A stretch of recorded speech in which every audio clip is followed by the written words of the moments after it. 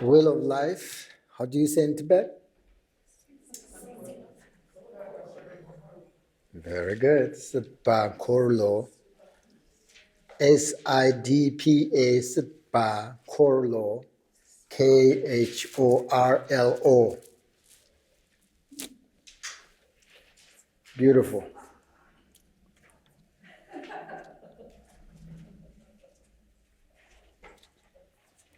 Samsara. Samsara, right? Wheel of life or samsara. Accept this moon, brilliant moon. So Sipé khorlo, the wheel of life, the samsara, is motivated by ignorance, attachment, and aversion, symbolized by three animals, right? And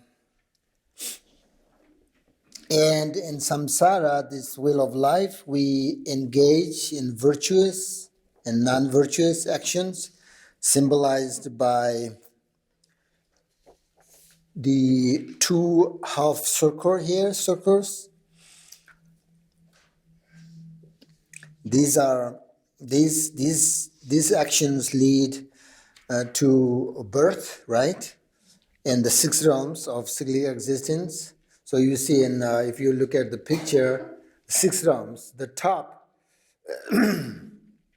this is the God realm,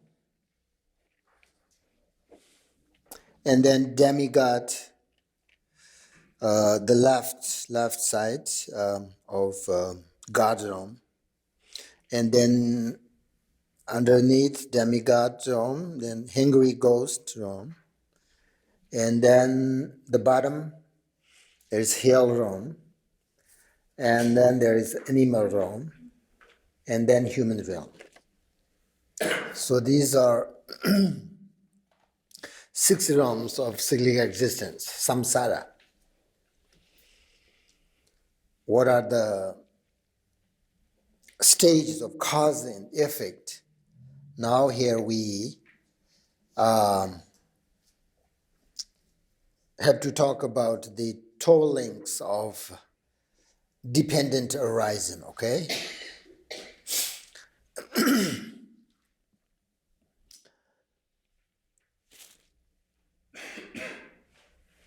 If you want to understand, if you want to learn the six realms, the characteristics and the situation in these realms, if you want to learn this, I think one of my perfect teacher actually explained kind of in detail. So we're not going to talk about that today, but we're going to talk about the toll links, the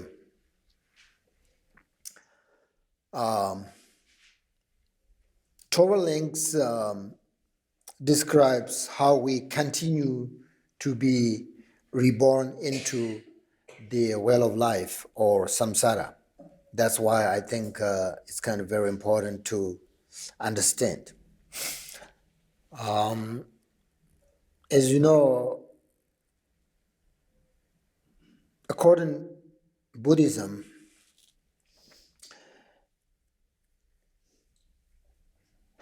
so when we're talking about toll links, we have to talk about cause and effect, karma. So Buddhism, everything has cause and conditions, right? Without cause and nothing can happen. Nothing can happen. So there are causes and conditions for birth, for death, for happiness, for suffering, everything. And especially the toll links, their cause and conditions.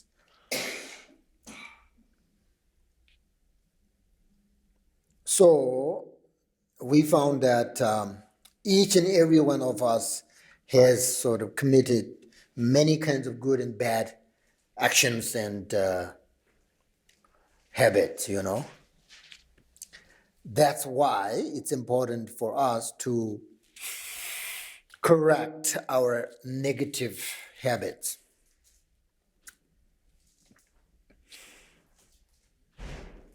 So the base of negative habits is being interested in oneself alone and thinking of oneself all the time and ignore others.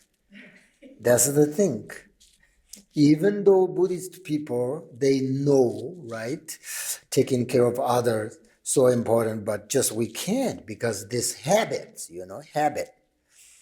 So when we do this, we are making sort of greater distance from others. And then eventually we feel suffer and we feel kind of lonely, because if we don't care about others, then there are, no good relationships. Then it brings us suffer and loneliness. So, from a spiritual point of view, when we look at why we suffer, we will see two different reasons. The original cause and condition. For example, our current life is a result from our past life, okay? And in addition, this life will be the cause of our future life. Okay? That's the thing. That's where I'm going to, explain you today here. I'm not here to try to sort of convince you about your future life, but, it's very important to think about who we are, and where we come from. That's the thing, I think. Most people say, I don't know who I am. That makes sense. The first time I heard that, I don't know who I am. What are you talking about? You don't know. But now it really makes sense. We don't know who we are. What happened between our previous life and this life? Do we remember? Do you remember what is sipé? Sipé khorlo. Do you remember the sipé? It means possible. It means becoming, which means that, life is continuation of becoming.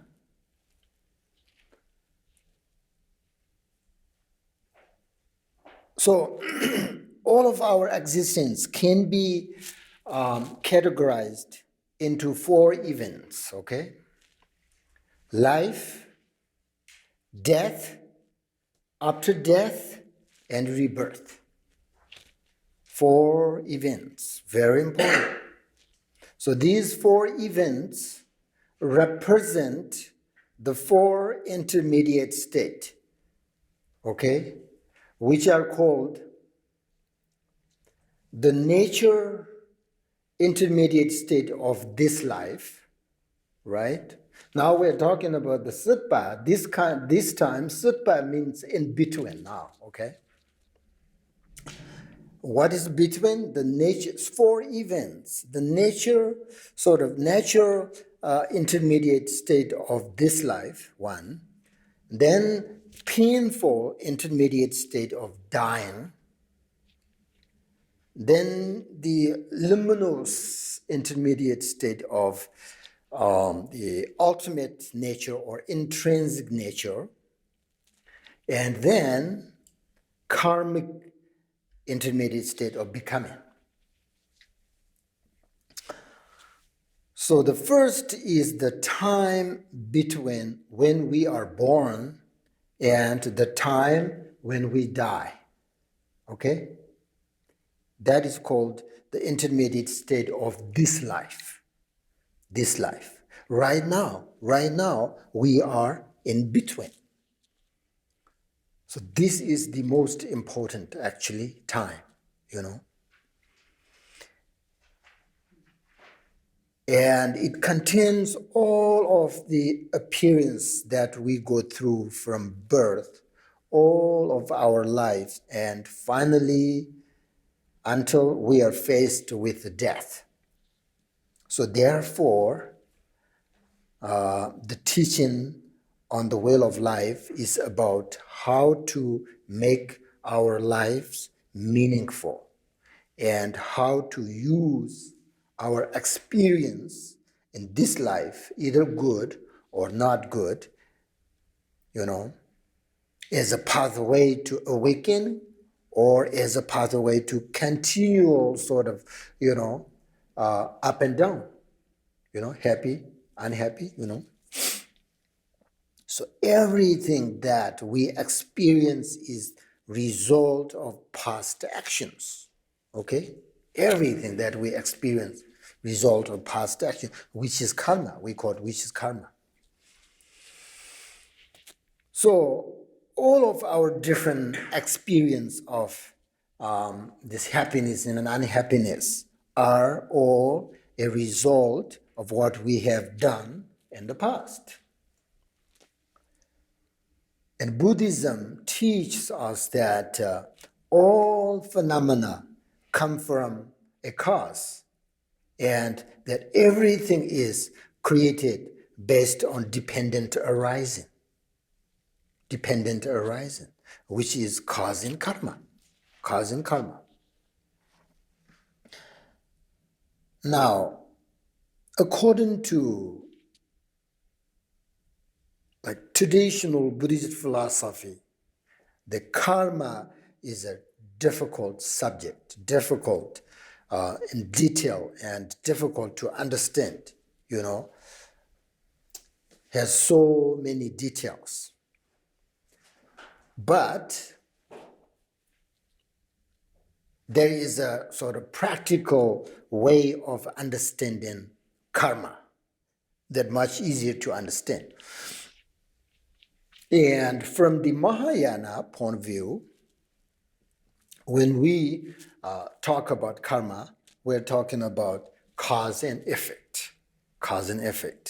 And we are also talking about an action. Because when we talk about cause and effect, naturally there is an action, okay, which is karma. And when we talk about cause and effect, then, there must be movement, okay? Movement. Because when we talk about actually cause and effect, we need to talk about movement, okay? Because it's impossible for cause and effect to be permanent. They only make sense if things are impermanent when we talk about cause and effect. A cause happens and then later, the effect happens, the result. Cause and effect don't happen simultaneously. They happen over duration of time, right? We know that.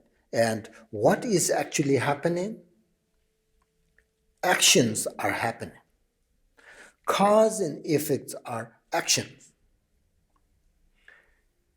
And there are three types of actions now. Physical action, verbal action, mental action, right? If someone has the physical action of hitting someone, that action causes a mental action in the person who was hit or feeling pain. So that is the effect. So all causes and effects are actions, which means karma is actions. So when we talk about karma,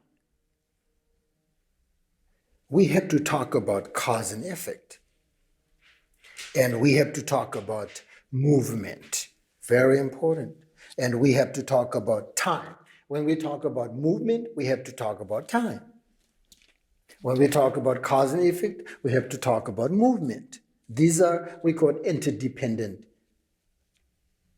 sort of arising, And when we talk about time, we have to talk about actions. So now all of that, right? So karma is not like, when you do something bad, and then you go to hell. Or when you do something good, you go to heaven. It's not as simple as that. All of this causes, effects, action, time, movement, all of this we call karma. Do you understand?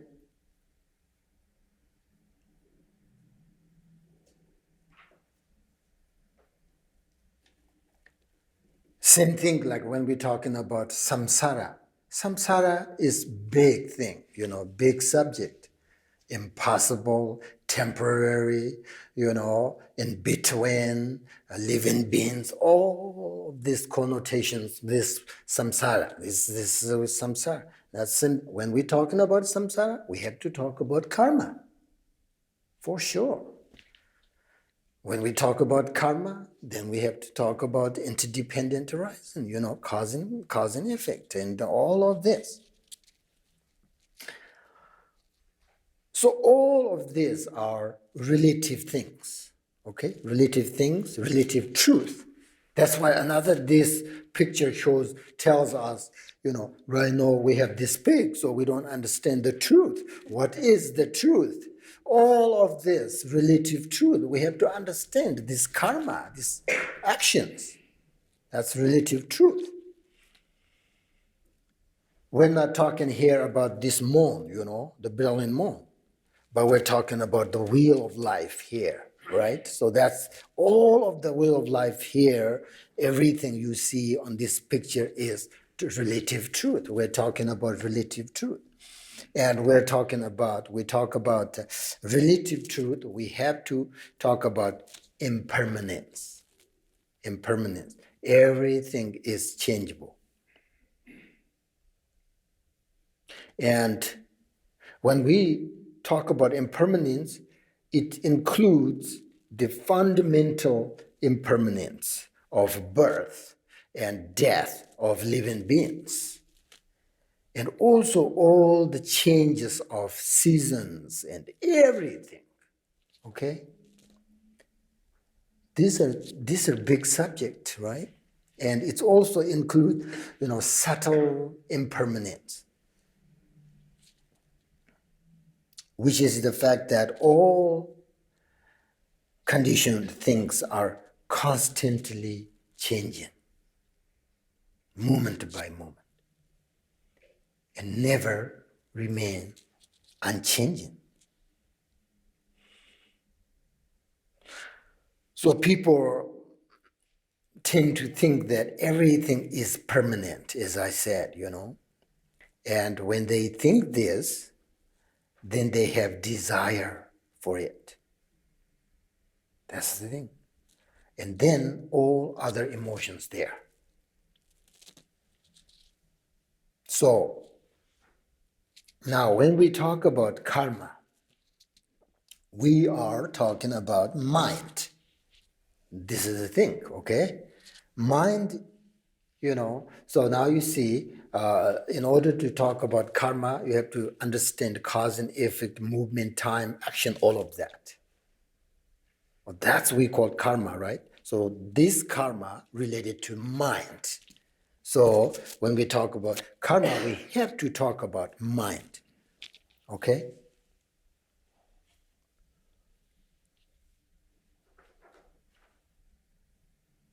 What is mind? This is another big thing, What is mind? Mind is a cognition, according to Buddhism, Buddhist philosophy, the definition, the characteristic of mind, cognition. If there is no cognition, or if there is no cognizer, there is no karma.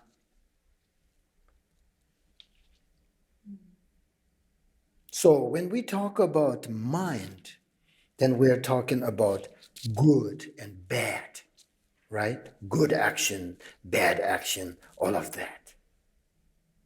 That's the thing. As soon as you think about mind, then we're thinking about good and bad. Good person, bad person, good, nice, all of that thing. So that the thing is now, how do we measure good and bad? What is good actually? What is bad? Of course, generally good means like, we say,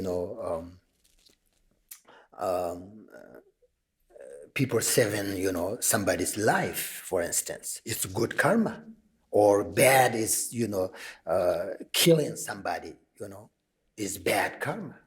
It's very easy, right? That's bad karma. So that's how we measure good karma and bad karma, Why is good if you save somebody's life? Why is good? If you kill, somebody's life, you take away, Why is that bad? Now, when you measure this good and bad, then you need to understand the truth. What is the truth? Relative truth.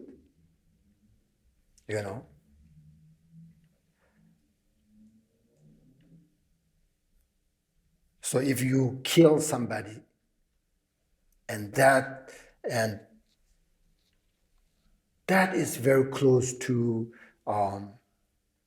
the unvirtuous. If you save somebody's life, that is very close to the truth, virtuous. So that's good and bad. How we measure good and bad. Of course, on the relative level, we try to avoid, bad karma and try to accumulate good karma, right?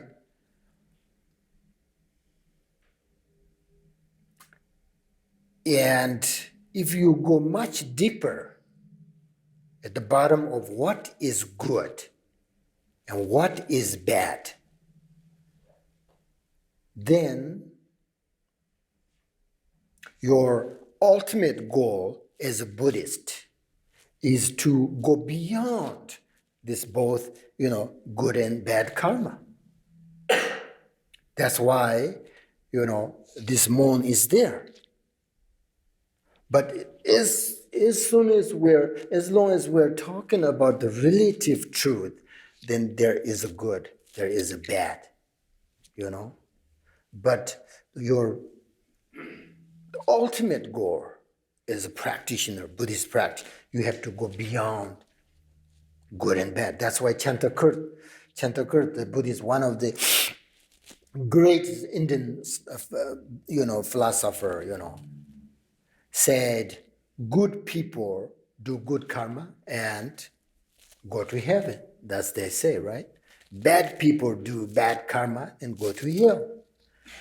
And only Chantakurt says, only the wise ones go beyond both good and bad. That's why he said that. So we have to get on the moon. It's a totally, they said different kind of universe, Once you get to this moon, the liberation universe, that's what we call it, the liberation universe. There is this universe, there is no good, no bad karma at all. Even like you won't hear, like the name of good and bad if you get there. So you're just totally free from all of that. All of that. That's the nirvana we call nirvana. Liberation. But until then, what really happens in this well of life, the samsaric sort of universe, right? Well of life is if we don't realize this cause and effect, if we don't realize karma and mind, then we will sort of naturally harm others and we actually run away from this brilliant, this universe, the more. That's what samsara means. That's what these animals there, three animals there, So we actually just don't recognize karma. What is karma? What is mind? How they work, We just don't care or don't understand. Then we are in here, this well of life. And which cause us to not get to the moon, the liberation, and to not recognize the true nature of karma. So this well of life, the samsara is Sanskrit, Sanskrit term for wheel, It means sort of going around and around, just as a wheel, So that's why we call it well of life. And the enlightened masters have found the real source of problems. They said that negative emotions, attachment, anger, jealousy, these are the sort of original causes that keep us in the well of life. So, because now from negative emotions comes from negative actions. From negative action comes negative karma. And from negative karma comes negative sort of karmic consequences. That's why we have to sort of take responsibility for our actions. Again, when we talk about actions, there are three types of actions: verbal, mental, physical actions, right? So we have to take responsibility for our actions.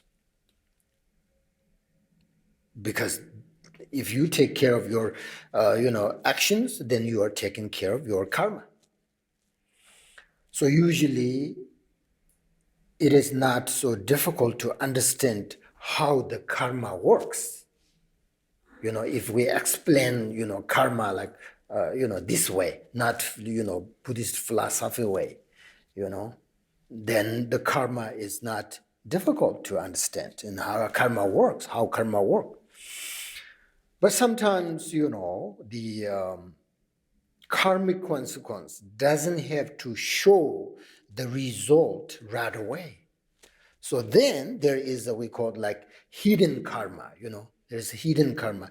That is very, very difficult to understand. Only Buddha, only enlightened beings, they know how this hidden karma works, but we don't know. So Buddha said, like a bird flying deeper into the sky, there will be no shadow. But sooner or later, of course, the bird has to come down. The bird has no sort of energy, right?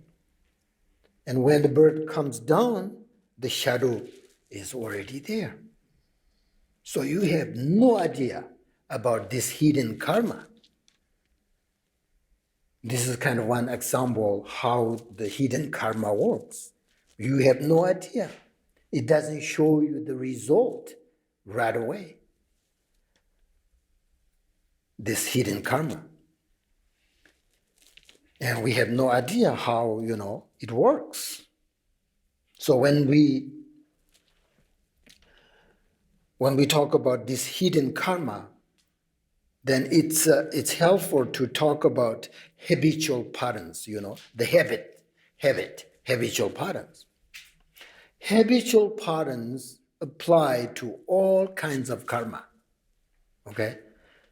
Both hidden karma and visible karma. But we all know how the visible karma works, right? But hidden karma, we don't know.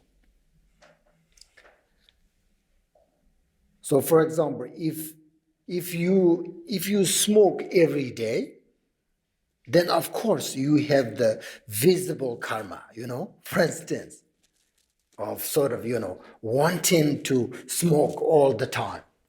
That's a, very visible karma. However, if you have never sort of smoked a day in your this life, but you still have the desire sort of to smoke, that is hidden karma. I don't know why, right? It makes sense if you smoke every day, then you want to smoke every day. Oh, that makes sense. That's your habit. You dictate. But if you never smoke this life, still you have a desire to smoke. That's something happened past time, past life. We don't know. That's hidden karma. For sure, there is a causing, conditions that you have a desire, even though you never smoke this life, but you like, or you have, you have desire to smoke. For sure, there is a causing condition.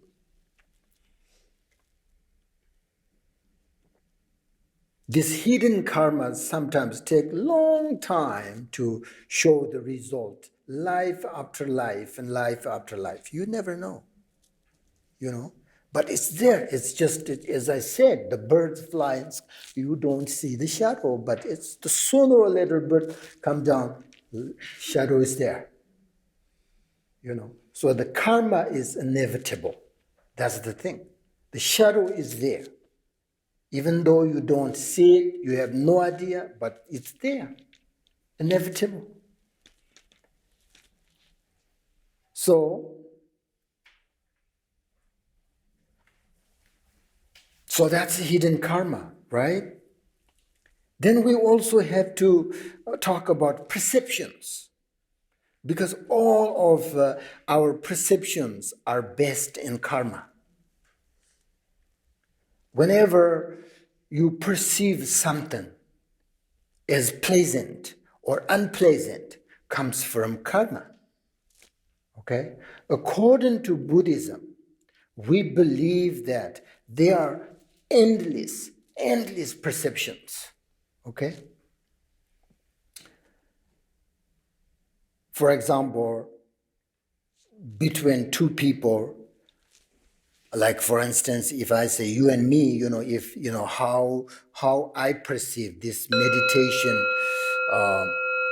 singing bowl sounds.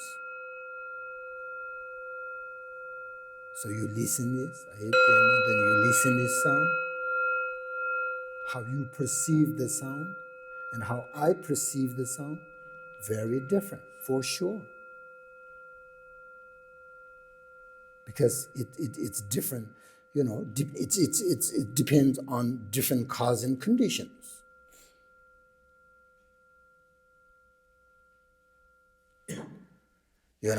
That same thing. If you look at a person between two people, and if maybe I see it's beautiful, and then this person says ugly, they're different things, even though you look at one thing. So there are different perceptions. So what I'm saying is that,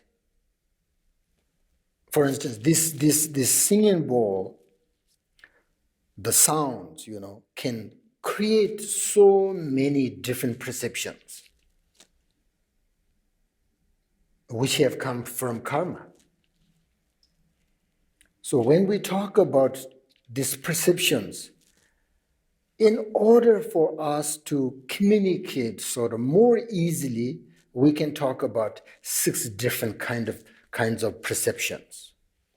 Okay, that's kind of I'm trying to say here, which we categorize as human perception, animal perception, hill perception, and so on and so forth. That's why we have 6 realms here, different perceptions.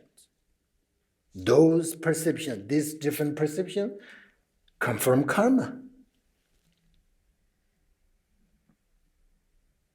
So all of these are dependent on cause and conditions.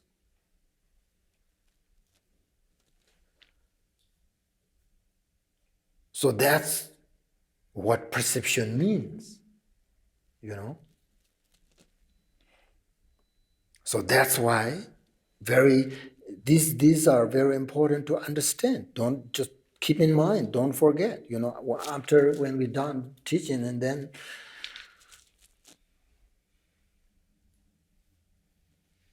next time you don't know what is this will of life means, then what is the point, right?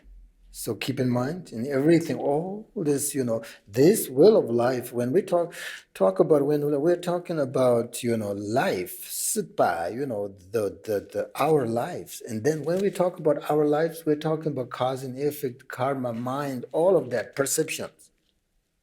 We're talking about, I'm talking about myself today, you know. So all, you know, all of these are dependent on causing karma, causing conditions. So that makes sense, right? Karma is Sanskrit, but in Tibetan, li, English, li means action, action. So karma is action. Do you understand? Karma is action. Karma means action. So what is action? Three types of action: physical, verbal, mental. That's why from the, you know, the Mahayana point of view, the motivation is so important. The mental action is so important. If you have a positive mental action, then definitely it will change your physical and verbal actions. So therefore, mind, we have to talk about mind, you know. The mind is the cognition, you know, cognizer. So if there is no mind, then there is no karma.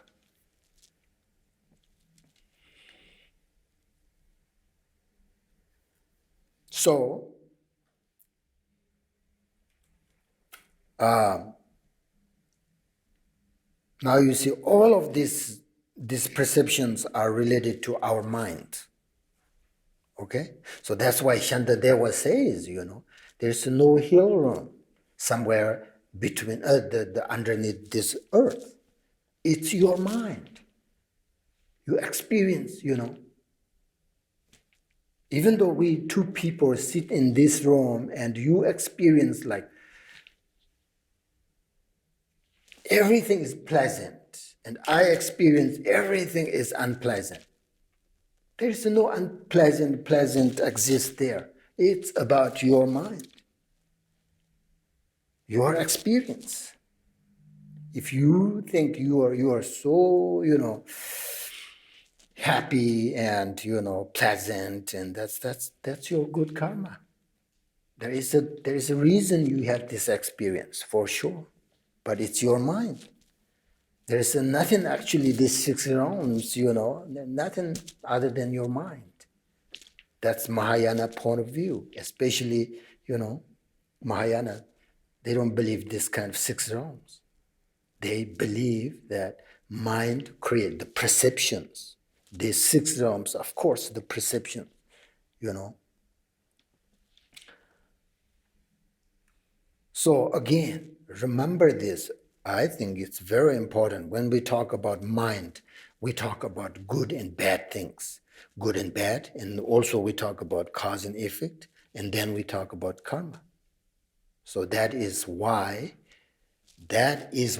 we trust and we believe in karma. Okay? Does it make sense? That's why we believe. Except hidden karma, we don't know, right? If you have no omniscient mind, you don't know. But the visible karma, that's why, you know, people, you know, sometimes people don't believe karma, you know. But that means like usually people, I'm trying to, you know, I'm learn, you know, what is karma, you know, and investigate what is this is karma. So but sometimes people talking about these hidden karmas, then, you know, it confused, you know, then I don't believe that. What is that, you know? So that's why, you know, when you think about cause and effect, movement, time, all of this mind, and then, of course, we trust. and we believe in karma. So it means basically, it's our action. So if you don't believe karma, then you don't believe your action.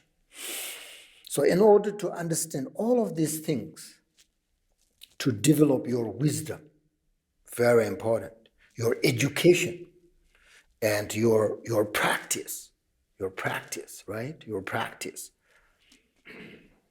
so important. So when you see, it's no question, as long as we have ignorance, attachment, anger, all of that, then what is the result of these negative emotions? There's no question. We're suffering. Suffer.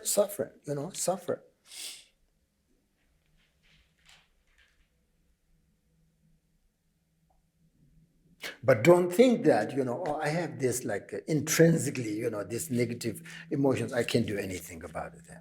That's not true at all. That's why you have to remember the more, So that's why you have to practice, So for the ordinary person, in the way of life, we are continuously under the control of these negative emotions.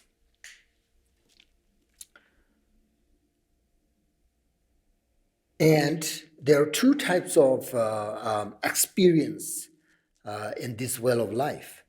One experience is for those who directly sort of perceive the truth, nature of the reality, and have reached the more liberation. That's one type of experience in this well of life. And the other experience is for those who mistakenly perceive that everything is permanently existing. And it's difficult to discover and go beyond this normal sort of dualistic point of view. So they're two different things. That's why there's the circle, white and dark circle, half and half. So there are two different types of experience.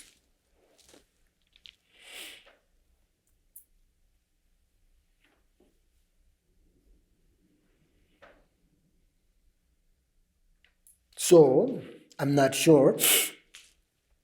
Before, when we talk about the toe links, make sure that you understand how the visible karma works. So I thought, maybe I will talk about karma, cause and effect, in order to understand the toe links. Okay? So if you look at picture now, see, now we are this is the toe links here. Okay? That's the toe links. Everything, that's why, this toe links, very important to understand. That's how we came to this sipé, the well of life. But in order to understand this well of the toe links, we need to understand cause and karma, how our minds work. That's why I just try to sort of, teach you the karma, like practical way, not Buddhist philosophy way, right? So we need to practice. That's why we have these instructions from our teachers. How can we sort of, when we meditate, how do we, accumulate positive karma? Positive karma is even though they talk about your ultimate goal, as a Buddhist practitioner, you try to go beyond bad and good, all of that. But Still we are here in relative truth. The samsara is relative truth. So then we need to understand, our actions.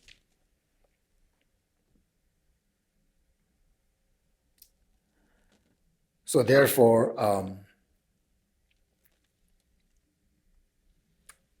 karma is very important. To understand karma is very important. Okay, it's 11:30. Okay, we have 15 minutes. Yeah, I think that's all for this section. And now I will teach you another meditation.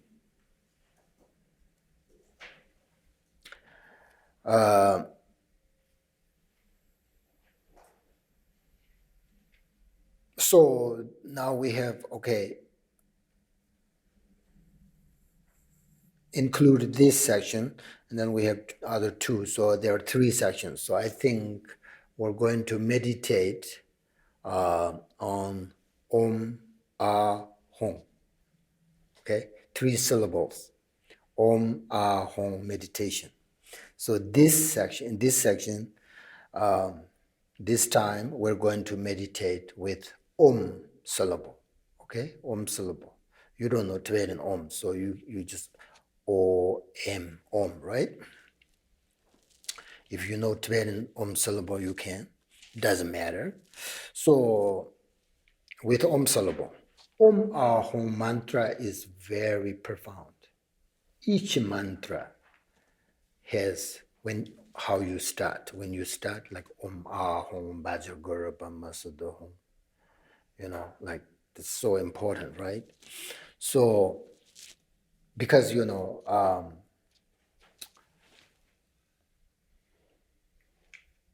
so you need to visualize. If you want to like color, white Om syllable, you visualize white Om syllable in the center of your head, okay? Somewhere in your brain. Usually, like they say it symbolizes your compassion. As you visualize Om, radiate white light streams from the syllable down your if you visualize the syllable here, and then down your center body, through the central channel, central channel. We have 3 channels in our body. So through the central channel, then kind of into your body, your whole body, okay? And then entirely sort of purifying its impure sort of energy.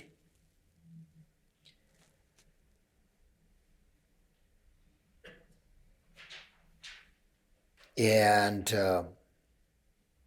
so it's from top of your head, and that kind of sort of radiant, the blessing, sort of nectar or light, whatever, this energy from your top of head through your whole body. Okay? So close your eyes and visualize your whole body, whole body full of sort of radiant white light energy. Don't think about inside your body, there's organs, blood, bones, all of skin, all of that. No, just like, light, full of, this white light energy. It's energy, it's just energy, Everything is radiant white energy, and feel that strongly. And also just be aware, okay? Just be aware. And then just focus with sort of intensive awareness on the light and sort of, permitting your body and your mind on that. Keep it there and try to without distraction, Don't think, it means like try to without distraction means like don't think anything at all. Okay? Just to be and let go and without expectations. Okay? So just to be, don't think that, I don't know what is Om syllable, I don't know what is central channel, okay, I can't focus on this. That's all of that, just expectation, just try to let it go. And Om syllable is OM, So visualize white Om syllable, top of your head, center of your brain. And then from that syllable, radiate the white light full of your body. That's energy, And then just be aware and don't let other thoughts come. So focus on that, okay, for few minutes. So this kind of meditation involves with visualization. So when I do, meditate, like, visualization, visualize something, better close your eyes. And then kind of your, attention to inside of your sort of body, okay? So experience the energy, everything there. And sometimes if you open your eyes, then it's a little bit difficult to experience that energy inside of your body, your mind. So it helps close your eyes and then visualize. This is kind of,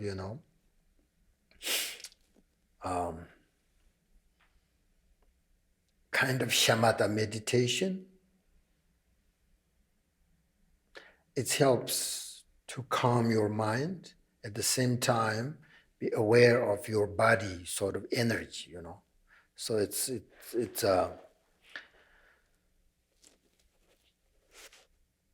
but it's very simple, just one syllable. So focus on that. Meditate for a few minutes, please.